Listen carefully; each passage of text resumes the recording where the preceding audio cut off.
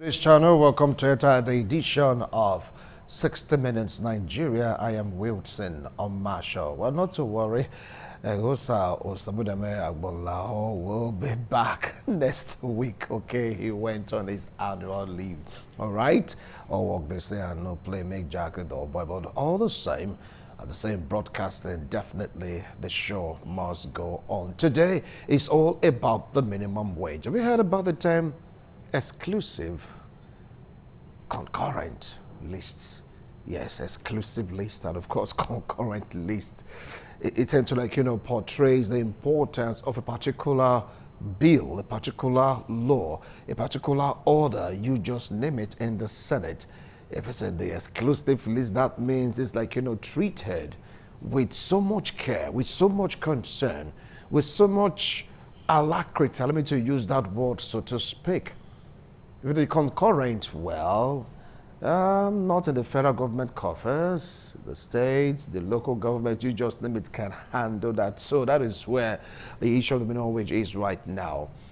The Senate said, look, we have to remove the minimum wage bill from the exclusive list to the concurrent list. You know what that means? It means that the state governors would be the ones determining the minimum wage of their states. No longer the federal government, no longer the same level. Depends on how the resources of your state is enough to cater for the well-being of the workforce. And Nigeria is saying, no way, no way, this is not going to happen, because the issue of minimum wage always remain in this list because it's a national issue, not a state issue. And they are getting set for a showdown. That is where we are today. So we're taking a look at this in depth to really take a look at the implications of this particular, exemption, so to speak. Well, I'm expecting a labor devotee, one time also permanent sec, Minister of Agriculture, Edo State. Yeah, one time also vice chairman of the Labour Congress. Yes, not a person than Bashir Kadri. When it comes up in the studio, definitely going to hear of his own opinion, of course, his view. Visually, we're trying to set up the visual meeting, so to speak. We're expecting Professor Julius Iyase, a professor in Uniben, a one-time ASU chairman, Uniben chapter. All right, fine, he's even there. Prof, it's a pleasure to have you join us on this platform. Thank you, Wilson, for having me, and good afternoon to viewers and listeners. All right, thank you so much, Prof. Well, right now, we want to go for a break. When we return, we'll put the show on the road. Don't go away. We'll be right back.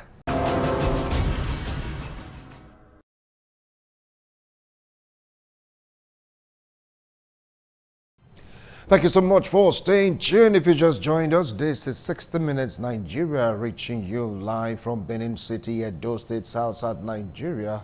Yeah, broadcasting to the world. Well, today is all about the minimum wage. Yeah, between concurrent and exclusive lists. That is where we are right now. Labour is saying that these guys, they are joking.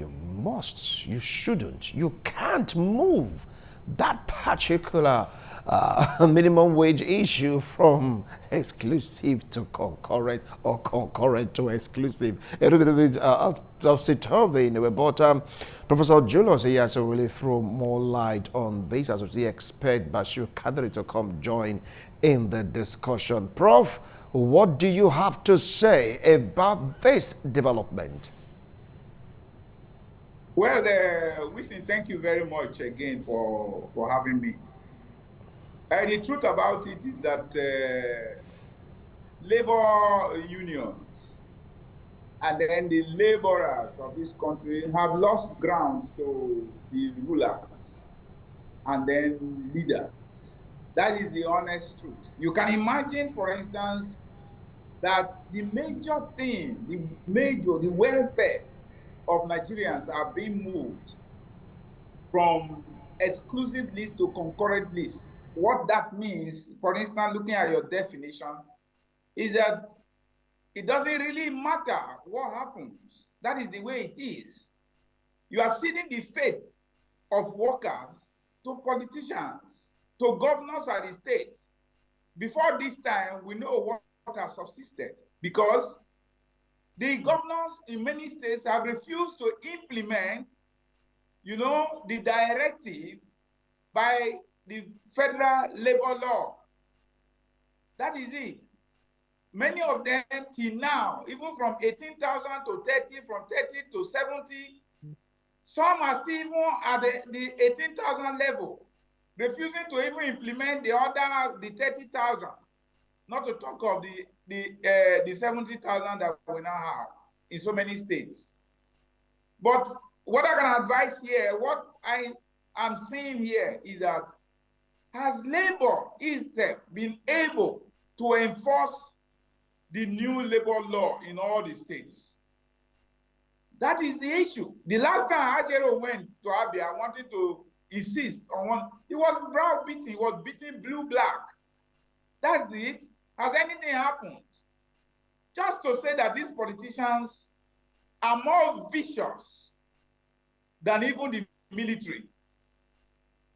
They are it's supposed to be democracy, but this one are with cudgels and swords in their hands. And all it is to destroy the structure which our forefathers have established in this country. Maybe, like I said earlier, what we are seeing here is that we are returning to the old times, to the ancestral age. That is where we are going to. And so, for me, the truth about it is that let those who can enjoy their governors by actually moving it from the exclusive list to concurrent. Because I saw a few days ago where Governor Eno of Akwa Ibom was now approving about, is it 80,000 or 77,000 naira for coppers. He will move it from 20,000 to 77,000 naira that Akwa Ibom State will give to coppers that are serving in their domain, in addition to the NYC salary. So let those who can enjoy be, because I have always loved competition. So that's the advice that I might give here, because if Ajero, before now, has not been able to insist that those other states pay the same thing with others as minimum wage, then you should allow those states who are willing, who are workers friendly, to pay their workers more. That is my take here. But then this is not what it's supposed to be. It's not supposed to be like that, even when you have a nation. But here, nationhood has collapsed. What is remaining of a nation in Nigeria? That is why many of us are agitating for regionalization. The worst, regionalization. Because nationhood has collapsed. Let the regions handle their affairs and let us know where we are. The same thing should be for minimum wage. Let the regions handle, those regions that can actually take care of their workers, let them take care of workers and decide on what to do. It was when we had region, we had cocoa house. That's when we had Granite Pyramid. Now we had this. That's when we had workers. What we have now is a terrible thing, for instance. So my advice is that is my advice to Ajero. Ajero, what can he do now? To these politicians that say are with cudgels and swords in their hand. He cannot insist on anything because he couldn't even insist that those states should implement the subsisting minimum wage. So why not allow? Let them do anything they like. We are working on a serious entropy as a nation. That is the level of disorderliness. It's graveyard silence everywhere. Who comfortable in this country now, apart from politicians? Right. All right. Nobody else. Just hold Thank on, you. Prof, because when you say there is no nation, nation has collapsed, people will have divergent views because we are still a nation. There is still a nation. We are still very much here in Nigeria, but trying to come together to make Nigeria great again. So many of them will not agree with you that the nation has collapsed. Okay. Now, we will talk about concurrent and exclusive lists to get to realize that the governors are even finding it difficult. Not all of them. Some of them are finding it so difficult to pay. Don't you think that it is the right thing to do? If you go to United States of America, each state determine their own minimum wage. Don't you think it makes a lot of sense for Nigeria to do likewise? I said that would have been best. It would have been better to do so. But since we have been operating that, have all the states agreed to pay the minimum wage? I said we moved from 18,000 naira per month to 30,000 and then to 70,000. If you find from your record, some states might still be at the 18,000 naira per month. So, has Labour been able to insist that those states should pay the 70,000 naira that some states are paying? That is what I'm saying. If we can have some states that are human beings friendly, if we can have states where you have governors that are not animalistic, then why not allow those states to enjoy their governors? But let the other states that are carnivorous in their outlook carry on the way they are. But the way it is that it is said in the Holy Book, a day came, a day will come. A day will come, a day of reckoning will actually come. That is what I'm saying. If Ajero has not been able to get all those governors to pay the minimum wage, then why insist that we will continue at the federal level? Let it return back to the states. That's what I'm saying. Thank you. Thank you so much, Prof. I will come back to you, Prof. I will definitely come back to you. Well, join us right now in the studio. He is a Labour devotee, once a Labour devotee, always a Labour devotee. Join me to welcome Comrade Bashir Kadri. He was also Permanent Secretary, Minister of Agriculture in Edo State. Comrade, it's a pleasure to have you join us this afternoon on 60 Minutes Nigeria. Wilson, thank you for having me. God bless Nigeria. All right, we've been listening to what Prof has been talking about between concurrent and, of course, exclusive list. Labour is now, as let's say, between the devil and the deep blue sea. In this particular situation, what can you make out of it? Well, first, let me thank you for giving us this platform to express our views and to also express our perception about policies and government decisions. First, I want to ask the question. I want to first of all ask the question, has there been any amendment to that law that places labor issues on the exclusive list? And if there is amendment, then we need to know. And if it's a proposal, we also need to know who is driving the proposals. Because the parliament, Nigerian parliament, have a responsibility to moderate and to determine what is best for Nigerians when it comes to the parliament to reverse. Because as of today, I'm aware that it is in the exclusive list. Yes. Which of course means that federal government take the lead and others will follow. What also is challenging is that even with this current situation where you have the thing in the exclusive list, when federal government agree with Labour what they're going to pay, one expects that it will also come and be domiciled at the state level. For each of the state parliament to also domicile that, and the governor signs into that position. But there has been a lot of lacuna in this implementation concept. And what has happened is that, first, I will tell you this for free. Every political leader have his mission. And to accomplish that mission, many a time, they find how to, if you like, split labor movement into shreds so as to weaken the capacity of the strength of the organization. So I'm not surprised that there's this discussion as to whether it will be removed from the exclusive to the concurrent.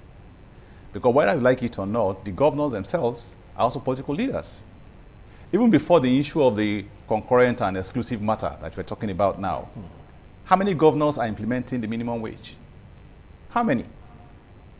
We still have a good number of them that are yet to comply with minimum wage. We still have a lot of them that are yet to comply with minimum wage. So what are the issues? For me, I think what has happened here is that the workers have really been very quiet. They've been quiet.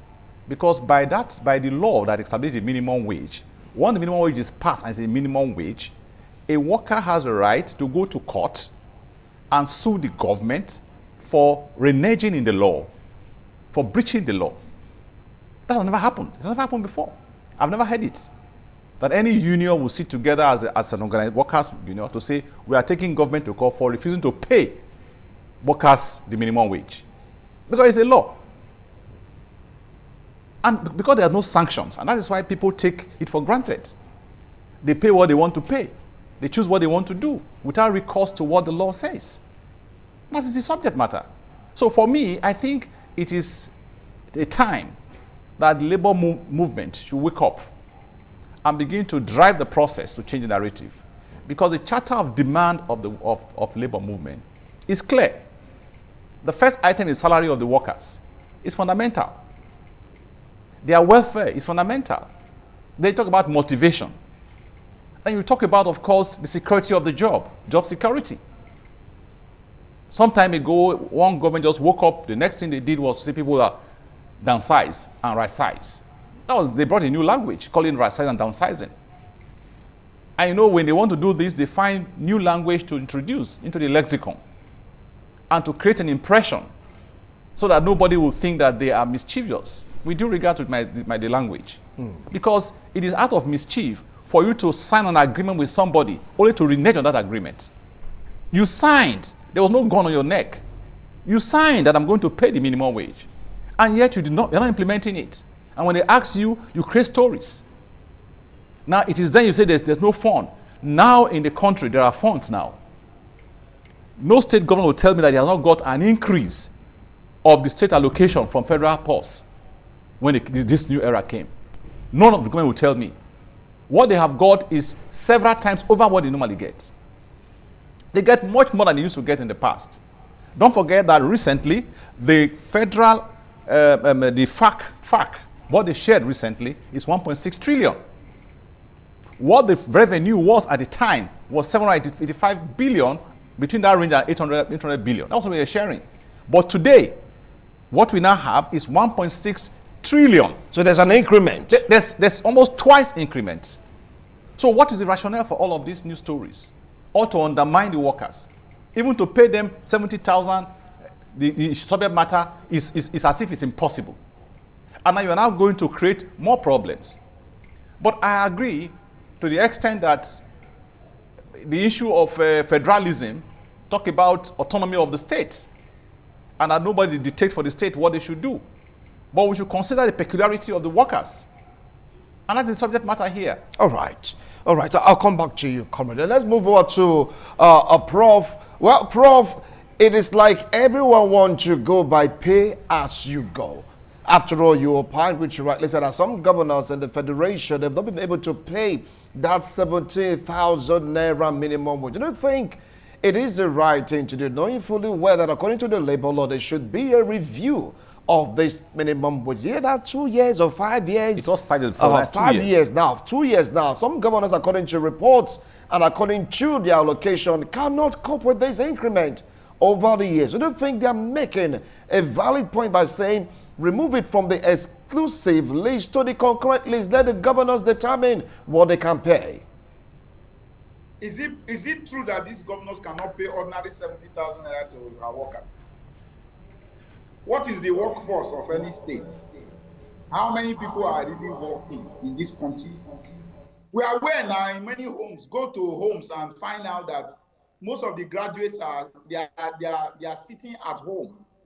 There's pressure everywhere. There's pressure. People are under pressure, intense pressure. How many have they employed? Can any governor come up and say, since I came into office, this is the population of people that have added to the state workforce? In fact, is there any other thing is there anything they are even doing? Are they improving any sector in the state? So how could they have increased the workforce? And then with the few that are just working with them, they can't even pay 70,000. I thank Kadiri for bringing an angle. That is agitation. That every worker now, we are all now lily-livered. People are now so weak. And yesterday I was discussing with a friend, and we came to a conclusion of two factors that must be responsible for this. Number one is hunger and squalor. A man that is hungry, and then to the level that Nigerians have gone to now, cannot agitate. People are in comatose state. That is where many Nigerians are now. That's one. Two, the second culprit, not minding that I'm also a preacher. Many of the churches and mosques have caused the second problem. The way they preach the message that tomorrow there will be miracle, everybody is waiting for his own time of miracle.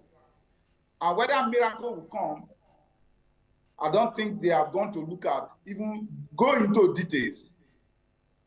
So many problems that people are going through is not, it's not, people are not really sick. The church should preach the correct message, because the greatest wars were fought in the Bible, for instance. It is somebody, a little 12-year-old, that started the Arab Spring. So why is it that Nigerians can just no more agitate? We are locked into ethnicism. The only social class you have in Nigeria now is the ethnic and the religious class. It is when issues like this come, people will remember that that man is from my place. And meanwhile, the same man has forgotten you when he was supposed to take a decision that will favor you. And you are remembering that he's from your state. Your state for what? Prof, An we enemy want to go for a break right now. We'll return. You continue with your line of thought. Okay, if you just joined us, this is 60 Minutes Nigeria. We'll be right back between exclusive or concurrent lists. Minimum wage matters are rising. Don't go away.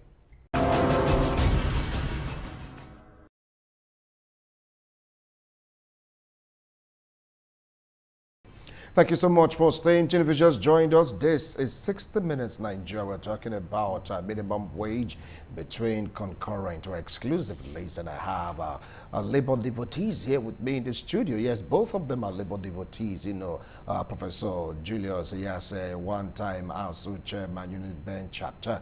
And of course, Comrade Bashir Kaveri, vice chairman, Nigeria Labour Congress. Yes, of those Benin chapter, right? That was way back. And of course, retired permanent secretary, Minister of Agriculture. Well, comrade, let me come to you. This is like a matter of the law. The people fighting against this, or for this as the case may be, they are going to the foundation of the law, which is the parliament, the National Assembly. They are not hoodwinking, they are not arm twisting. This law should be changed. This is what we can afford. This is a reality on the ground. After all, some state governors are not paying the 70,000 naira minimum wage. So are they wrong for doing this? Well, let me tell you, Wilson, that what is important here is not about the individual, it's about our collective. And I hope the parliament will have a clear perception of what they are putting their hands in. Because when the anarchy erupts, God forbid, nobody is safe. Like they say, when trouble comes, even the strong is not safe. I pray the parliament, if it is true, that they understand the enormity of what they are going into. Because first, they want to create pandemonium. there will be complete pandemonium because all the states will not be on their own. And if all the states are in crisis, I don't know what parliament will stand. I expect that the parliamentarians will understand their responsibility to ensure that the interest of Nigerians is fundamental. Don't forget, Wilson, that the driver of our microeconomics are the workers' salary. That's the workers. The microeconomics are the workers. Don't pay them today, the market women will not have anything to go by. And the whole place will be in trouble. The big players don't patronize this small market because they are big boys. Today they are in UK, today they are in London, they are in America and all of that. The real people who hold Nigerian microeconomics are the workers. The entire family in Nigeria revolve around workers, whether we like it or not. Majority of them revolve around the workers. Why would anybody think that the worker will be exposed to the vagaries of weather without considering the implication of removing that thing from the exclusive list into concurrent list? Now, we are in an exclusive list, yet we are having this kind of challenge. Who now know what happened when it goes to the concurrent? When you are now going to have, you are planting anarchy deliberately in the states. Because now the states, when there's a decision, there's something to look up to. Now you are now saying, no, I'm no longer interested. So how do you talk about Nigerian unity?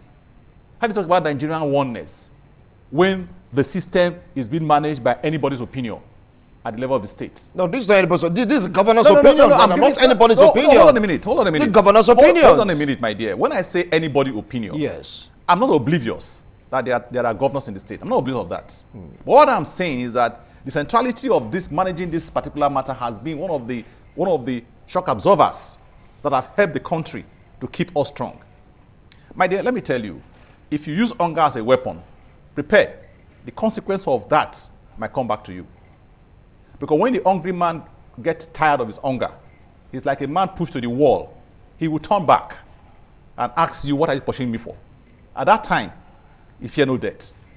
So that's why I'm saying that I am shocked that the parliamentarians, who themselves, some of them are from Labour Party, who should understand the charter of demand of labor, who should stand to defend the workers, are themselves, I don't know whether this is an coercion or whether they are themselves, they understood the issues, or whether because they're in the minority. But I thought I would hear their voice speak loud to fight against this oppressive tendency that is coming on board. Because whether you like it or not, yes, we are a federation. Yeah. But every federation, every country has its own peculiarities and psychology. We cannot take the psychology of one to the other. All right. Now, where we are right now is that it is not safe. Just like I told you, Wilson, state governors now get twice what they used to get as allocation. So what is the rationale for saying I cannot pay? How many workers do you have in your system? Are they up to 1 million? How many state governments have 1 million workers in their payroll? All right. I'll come back to you, comrade, because whether they are not saying that they cannot pay, they're saying we'll pay what we can pay. These are two different. But let's move on to where Prof is right now. Prof, if you take a look at the country, some states, they don't produce oil. Some states don't even have minerals. Despite the fact that there's an incremental allocation, they are saying that the burden is too much. You can't compare a Borno state to Rivers State. You cannot compare Zamfara to Delta State. Now, these are the disparities. Don't you think there is a point in what they are saying? You go out there, you change the law. After all, in the next couple of years, if you go by this law, it will become a kind of a yoke tied around the necks of these governors. What do you say to that? Excuse me, sir. Was there oil in the 60s when we had regions where people not living, where people not surviving, where the regions not surviving then? Why is somebody saying that, okay, because I'm from Borno, is there nothing you can generate from Borno? If you cannot generate anything there, don't ask for states, because we are hearing that they're trying to create more states. The idea here is to continue to weaken our ranks, to destroy the structure, the link that holds us together. That is what all this means. Even this movement from exclusive to concurrent is to weaken your strength for agitation. is to give them opportunity, more opportunity to become owners of state wealth. That is the idea. They want to have the whole world to themselves. That is the meaning. Do they care whether you exist? That was why I went into the other idea about what has caused this for Nigerians that we can no more protest against this evil that has come onto this country. Why is it that we can no more fight against it? Why is it that we can no more say no to this very caustic attitude of a few renegades of society? What is the meaning of this? You vote for somebody to go represent you somewhere. He has gone there now, he has thrown your interest overboard. And then building his as a structure. Many of the governors, they may not be able to pay because before going there, they have decided how many houses, how many countries of the world where they were going to own houses, and how many countries of the world where they were going to build accounts. How many of them they are still having in mind of developing the citizens around them? They don't have that. That is why the situation is like this. Otherwise, how much is it really that Nigerians are entitled to as salary? How much do we earn? Am I not professor? Don't you know what they pay to us? That's at the pinnacle of my profession. Kadiri was a permanent secretary. Ask him what the average civil servant at their pinnacle, what they earn. And then somebody, heartlessness, will not allow you to just say at least let him live and let live. Heartlessness. People are tied to evil. So I don't think that the money is not there. Whether the states have oil or not, there are many resources. In fact, this encourages you to generate resources. That's what they call IGR. You should be able to do that. Is there even any country, any state in this country where we don't have natural resources that we can generate money? God has been so merciful to this country. There's none. Where there's no oil, there's land to farm. Let people go back to farm. Where there's no oil, there are other types of minerals that you can mine and all that, but these are now in the hands of individuals. Why have we become so individualistic? Which is what very soon, even the states, we say you begin to govern yourself. I'm no more, I am governing my place, you govern yourself. Meanwhile, the state money goes only into their pocket. Okay. That is the situation. I will come back to you, Prof. I'll come back to you, Prof, because it's like both of you are not really happy with this. But let's take a look at the situation on the ground, comrade.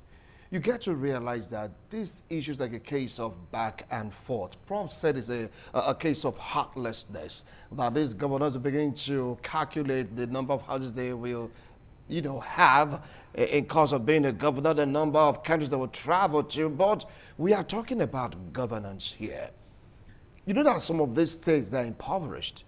Some of these states cannot beat their chest in confidence that they can compete favorably with other states in terms of internally generated revenue. Some of these states are even owing workers. Why not allow them pay what they can pay just to offset all this kind of disturbance or distortion affecting governance economically? Now, Wilson, the way you are going, I'm just asking a question. No, hold on a minute. Hold on a Yes. minute, because your question is suggestive.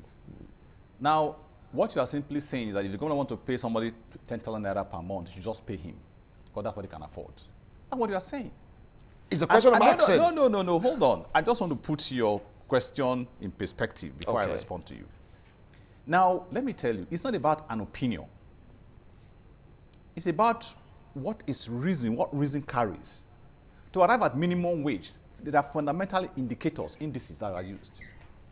What is the cost of Gary? Transport? Medicals? How many people are in the family? These are considerations before you talk about minimum wage. Don't forget that Labour asked for 200 and something thousand. Yeah. And they finally ended up at 70,000 as government. Imagine that, 200% reduction. Now, what that suggests is that Labour was not, at that time, being, what they call it now, exploitative, to say, oh no. But because they consider the least and the highest, and they find a mean. A mean. Even though we're not comfortable with that, but they find a mean. Which means that taking a mean means that everybody can pay. That's the implication. If they had insisted that it must be 240,000 naira or thereabouts, as it were, then you talk about what you're talking about now. Negotiation means that let's come to the table and agree. You win some, you lose some. No state governor would, and some majority state governor will tell me that their salary way bill is up to 2 billion. No, this is the question. And these particular workers, their salary is the reason why your state has not gone into eruption. Is the reason why your states have remained stable. These same workers, they are the drivers of the system. They oil the machine that brings the money you're talking about now. So what you simply do is that the man who works deserves no pay. Then if you don't work, get a pay. No, they're not saying They're not saying deserve no pay. Let's pay what you can carry. Hold on a minute. Yes. But no pay. Because if you give me a patrician that cannot keep me on, it means that there's no pay. What you're simply telling me is that I don't deserve to live. Because my pay determines how you value me. So what you are saying now is that the workers are the least in the value chain. Whereas these workers are those who lubricate the machines. They run the machines that bring money. Not contractors. Even the money used in paying contractors are workers' creation. Workers create the wealth. Let's get it clear. Workers create wealth. And because they create the wealth, they're supposed to be part of those who should say, yes, I am a part of the wealth creator. But what you find now is that the man who created the wealth have no reason to live well. Are they tools you use and dump and throw away? Or you don't think that what makes you a sound governor is how much the workers that are working with you have comfort? Let me tell you, every worker in Nigeria is creative. But your creativity can only come to fruition, to functional position, when you are motivated. You see, the question here, my dear, it is the value of the worker. That's what I'm asking. Let the governors tell us what is the value of the worker in their state. Whether what they are paying, what they are paying them is equal to the value of the workers in their state in terms of their output and their productivity. Like I said, there will be no money if there are no workers. These workers toil day and night. Some don't even sleep, writing memos and writing papers to make sure that the system works. And then all you do is that when it comes to time to pay them, you say they don't deserve pay because I don't have this. I asked you a question just now. I told you just now. Right now, no state government do not get twice what they used to get in the past or 3 times.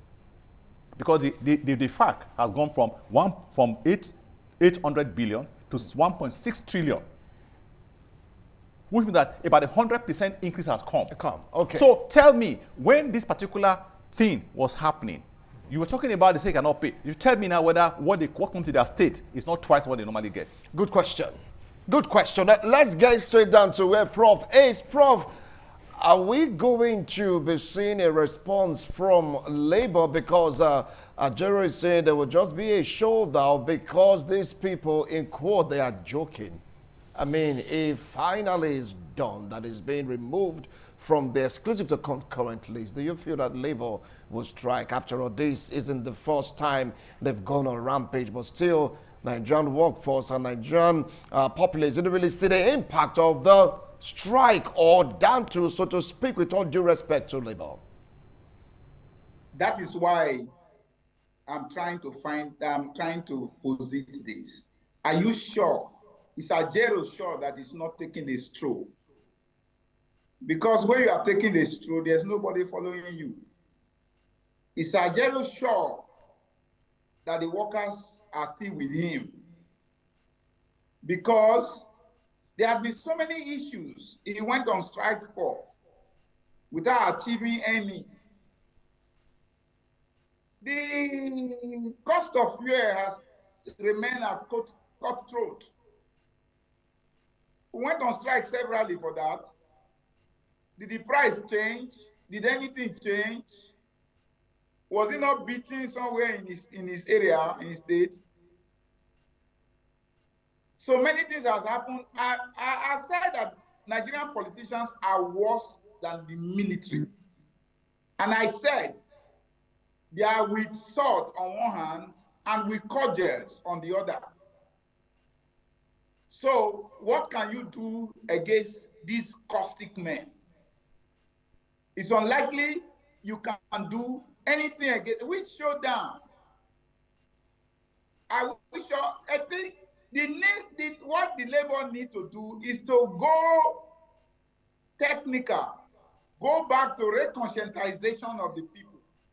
That was why I talked at the basics where Nigerians listen, where Nigerians get, instructive words. I talked about the religious houses, the church and the mosque. And get pastors to preach the correct message. Let them preach, because I said Jesus Christ came to this world to preach liberation theology. Liberation theology. He came to liberate the poor masses. He came to institute justice and fairness. He came for liberation. So let's return back to these instructive houses to get them to preach the correct message to our people, and not to continue to tell people that miracle is on the way. Which miracle now?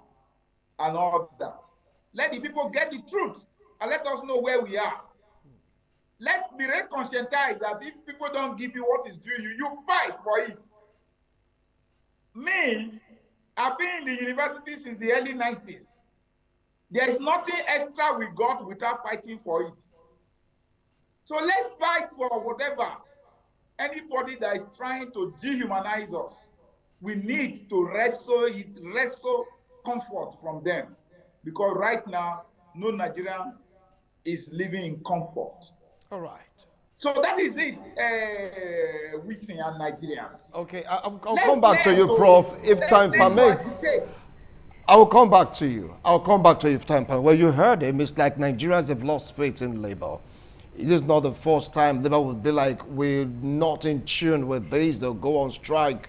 Nothing would change. And right now, Nigeria is saying if that should happen, there's going to be a showdown. Can we trust the union, so to speak, to make sure that they maintain status quo? Now, I will tell you this, Wilson. There are two leadership, one from the bottom and one from the top. And I hope that the bottom will not drive the process. When the bottom drive the process, it becomes more eruptive. But the top hasn't driven the process, no results. Hold on a minute. No results. No, hold on a minute. That's what I'm telling you. I gave you the idea. There are two leadership, at the bottom and the top. Yeah. Labor movement is entirely seem to be quiet. But I hope the labor movement will not have its own revolution among itself that will change the narrative. At that time, the story of negotiation becomes complex and difficult. And I hope it does not get there. Because nobody has this monopoly. All we do is that we try to manage our emotions, sensibility, and sentiments. Now, in the past, there are revolutions that happen in the countries, other countries, that they never planned for. The thing erupted, got from the ground. The 1789 revolution of French Revolution was not a plan on the top, plan on the bottom. It was leadership on the bottom. And when it erupted, the top were shocked. Before they called Jack, there was a change of narrative. I hope we will not get there at the level of the labor movement. I hope that my colleagues in labor movement will now think that there's time to act, to sustain the integrity and the honor that they had when elections were given to them at the level of leadership of the NLC and TUC. Because the workers are still watching, are still waiting for the leaders to give them direction, are still waiting for the leaders to do something. You see, patience is not out of cowardice. Patience is a matter of intelligence. and reason govern your judgment, not emotions. People who erupt at the short run, some of them, they walk by emotions. And so they cannot sustain that their reaction.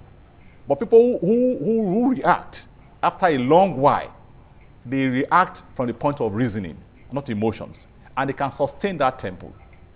But I pray that the NLC and the TUC leadership should wake up and see this particular opportunity to regain the confidence of the followers in leadership.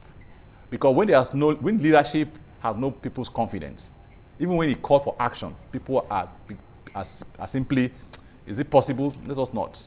But I hope, like I said, that the leadership of Congress will not come from the bottom, but the leadership that remains on top should be the one to drive the process. So it's a warning to labor. Yes, because right now, people are being pushed.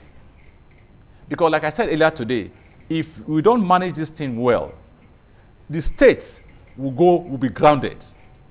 It will be a home of anarchy.